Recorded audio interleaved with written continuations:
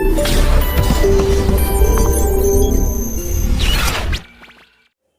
Students, आप सब कैसे हैं? माय डियर स्टूडेंट्स, आज हम बहुत ही एक इम्पॉर्टेंट कॉन्सेप्ट करने जा रहे हैं, that is basic strength of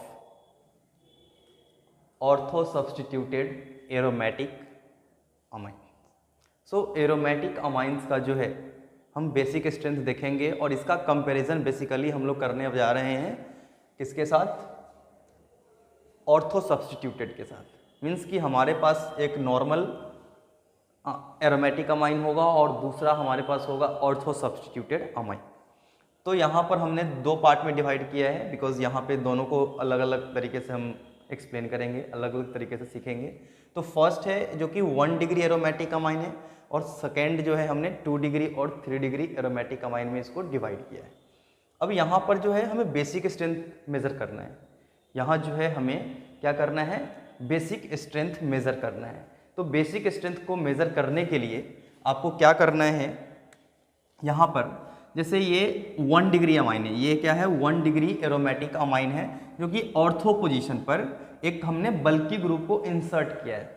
हमने बल्की ग्रुप को इंसर्ट किया है। तो जी जो है यहाँ पर,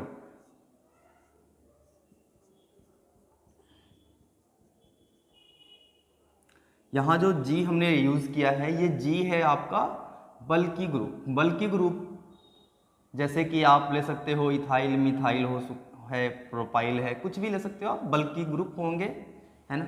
हाइड्रोजन को हम काउंट नहीं करते हैं बल्की ग्रुप में, हाइड्रोजन, ड्यूटेरियम और ट्राइटियम को।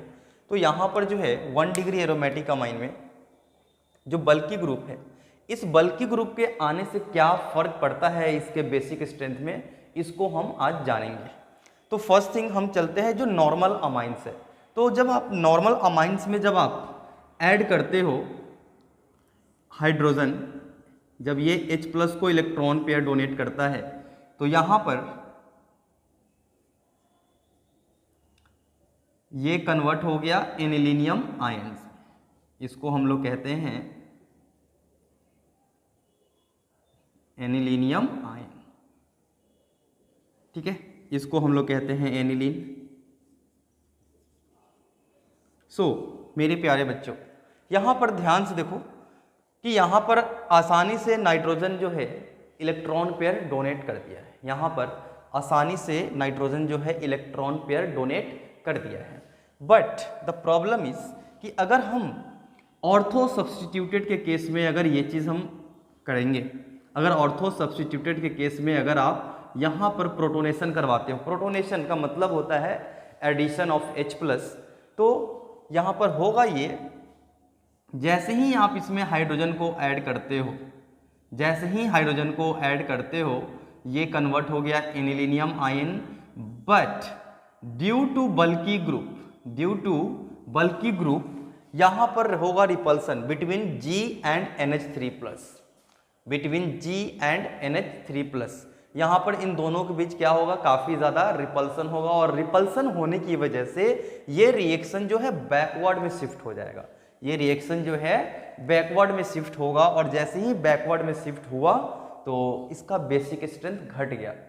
क्योंकि अगर देखो बेसिक स्ट्रेंथ कैसे हम मेजर करते हैं, तो बेसिक स्ट्रेंथ बेसिकली जो है क्या है कि जितना फास्ट इलेक्ट्रॉन डोनेट करेगा हम उतना ही बेसिक मानते हैं, उतना ही बेसिक कंपाउंड होता है, राइट। लेकिन अगर कोई रिएक्शन फॉरवर्ड की बजाय बैकवर्ड में शिफ्ट हो जाए, इट मीन्स कि इसका बेसिक स्ट्रेंथ क्या हो गया? घट गया, as compare to without ortho substituted aniline, right. इसके रिस्पेक्ट में इसका बेसिक स्ट्रेंथ घट गया, और इस इफेक्ट को हम लोग कहते हैं SIP इफेक्ट। क्या कहते हैं इसको हम? इस इफेक्ट को हम लोग कहते हैं SIP effect, steric inhibition protonation. Steric inhibition protonation इसको हम कहते हैं, ठीक है। तो इसके वजह से क्या हुआ? 1 डिग्री एनिलीन का, 1 डिग्री एरोमेटिक अमाइन का बेसिक स्ट्रेंथ क्या हो गया? घट गया, and that effect is known as SIP effect, right. I hope कि ये चीज क्लियर हो गया है। नेक्स्ट हम लोग करने जा रहे हैं 2 degree and 3 degree aromatic amine के लिए हम बात करेंगे, ठीक है। 2 डिग्री 3 डिग्री एरोमेटिक अमाइन के लिए हम यहाँ पर बात करते हैं। सो 2 डिग्री और 3 डिग्री के केस में क्या होने वाला है, तो यहां पर देखो क्या है कि जो लोन पेयर है अवेलेबल नाइट्रोजन, नाइट्रोजन के पास जो लोन पेयर है, ये लोन पेयर बेसिकली क्या है, रेजोनेंस में पार्टिसिपेट कर रहे हैं, क्योंकि लोन पेयर सिग्मा और पाई, यहां पर ये कंजुगेशन है, लोन पेयर सिग्मा और पाई कंजुगेशन है, और कंजुगेशन में होने के कारण जो है क्या है, ये लोन पेयर अवेलेबल नहीं है, 100% अवेलेबल नहीं है, ठीक है, 100% अवेलेबल नहीं है। अब होगा क्या, जब अवेलेबल नहीं होगा तो क्या होगा, बेसिक स्ट्रेंथ थोड़ा सा कम हो जाएगा, बेसिक स्ट्रेंथ थोड़ा सा कम हो जाएगा। लेकिन जैसे ही आप ये हाइड्रोजन, ये जो बल्की ग्रुप यहाँ पे इंसर्ट करते हो, जिसके वजह से लोन पेयर और जी, जो कि हमने बल्की ग्रुप लाया है, इन दोनों के बीच होगा रिपल्सन, और रिपल्सन होने की वजह से क्या होगा, ये लोन पेयर रेजोनेंस में नहीं जाएगा, एंड जब रेजोनेंस में नहीं जाएगा, इसके पास क्या होगा, इलेक्ट्रॉन पेयर अवेलेबल रहेगा, और because of availability of lone pair इसका बेसिक स्ट्रेंथ बढ़ जाएगा। तो हमने क्या सीखा इसमें कि 2 डिग्री 3 डिग्री एरोमेटिक अमाइन के केस में अगर ऑर्थो पोजीशन पे कोई भी बल्की ग्रुप इंसर्ट करते हो, कोई भी बल्की ग्रुप इंसर्ट करते हो, तो क्या हो जाएगा, आपको उसका बेसिक स्ट्रेंथ इंक्रीज हो जाएगा, बेसिक स्ट्रेंथ इंक्रीज हो जाएगा। तो यहां पर अगर हम बेसिक स्ट्रेंथ की बात करें, ये ए है और ये बी है, तो बेसिक स्ट्रेंथ जो है, बेसिक स्ट्रेंथ ए का क्या हो जाएगा, ज्यादा हो जाएगा बी से, ए का ज्यादा होगा किससे, बी से। तो और इस इफेक्ट को हम लोग कहते हैं SIR effect, steric inhibition resonance, क्योंकि यहां पर क्या हुआ, इस बल्की ग्रुप की वजह से इनहिबिट हुआ क्या, रेजोनेंस, ठीक है। सो इसी इफेक्ट की वजह से क्या हो रहा है, यहाँ बेसिक स्ट्रेंथ बढ़ गया है। चलिए, तो कुछ भी समस्या है आप जरूर कमेंट बॉक्स में बताइए।